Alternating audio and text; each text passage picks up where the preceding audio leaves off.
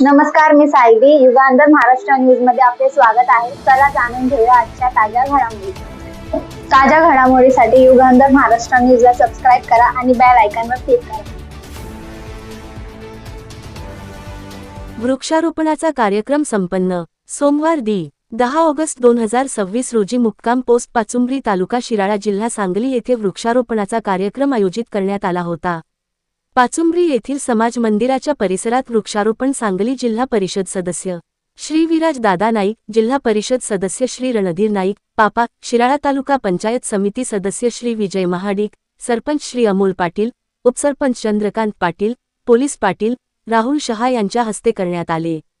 यावेळी मंडळाचे अध्यक्ष गौतम सव्वाखंडे, ज्येष्ठ कार्यकर्ते उत्तम सव्वाखंडे, माजी संचालक साखर कारखाना बाजीराव सव्वाखंडे, जगन्नाथ सवाखंडे, अरुण सवाखंडे, श्रीधर सवाखंडे, आखरीखत सवाखंडे, सुधीर सवाखंडे, अविनाश सवाखंडे, आदित्य सव्वाखंडे, सिद्धार्थ सवाखंडे, राहुल सवाखंडे, प्रफुल्ल सवाखंडे, अभिजित सवाखंडे उपस्थित होते.